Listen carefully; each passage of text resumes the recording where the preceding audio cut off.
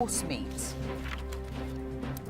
More now on our top story. Dr. Robert Kelly is Professor of International Relations at Busan National University in South Korea. Dr. Kelly, very good of you to talk to us on Sky World News this morning. The missile launchers are in place, we know that. Is there any doubt now that this test will go ahead? Yeah, I don't think there really is anymore. April 15th is, I think, the big day to watch in the next week. April 15th is the birthday of the grandfather of the current Kim who runs North Korea. That Kim was Kim Il-sung. He's the one who founded and led the state until 1994. And the North Koreans really like holidays and anniversaries. So I would not be surprised if the missile launch takes place on either that day or in the days after it and explicitly commemorating his birth. If this is just a test, though, and not a specific act of aggression, what's the likely international reaction?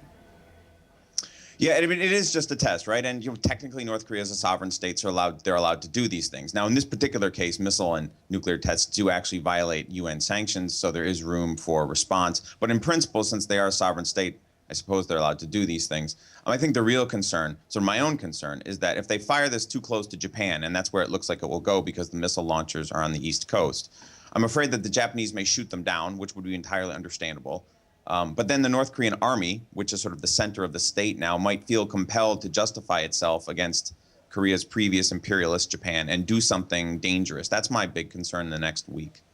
I mean, do you think, in terms of the people of South Korea, are people more nervous now than they have been ahead of previous tests? Because, of course, we have seen previous tests in recent months.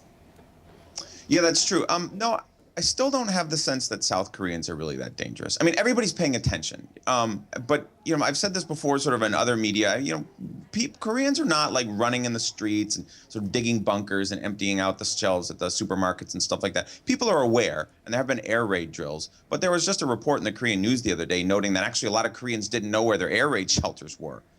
So I don't think that the Koreans are nervous about this. As you said, they've gone through before. I think the real fear is the Japanese, who have actually begun stationing Patriot missiles. And with that in mind, and the fact that the Japanese could try and shoot down this test missile, what is Kim Jong-un's motivation, do you think? What's he trying to achieve?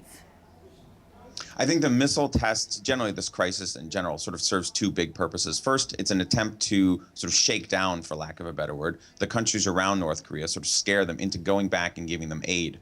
The second is that this is to demonstrate that North Korea is a strong, as they say in their own ideology, a strong and prosperous country, and that we must take them seriously. They will not give up their nuclear weapons. They're here to stay. They're not some fragile third world country about to fall apart. They are, in fact, this dangerous and ferocious military state. And we've heard mixed reports from other commentators we've spoken to about whether it would be April the 12th because of previous months when the 12th has been a significant date for a test. You're going with April 15th. Yeah, I mean, this is all Kremlinology, right? I mean, we're all sort of reading the tea leaves. But, I mean, Kim Il-sung, North Korea is sort of built around a personality cult of the first leader, Kim Il-sung, the grandfather of the current Kim Jonguns. So my sense is that April 15th is the big day. And since this missile launch will be the big moment in the crisis, at least that's what we think, I would reckon with that date, yes. Dr. Robert Kelly, live for us there from Busan in South Korea. Many thanks. Other news now, and relief efforts are continuing in Iran for survivors of a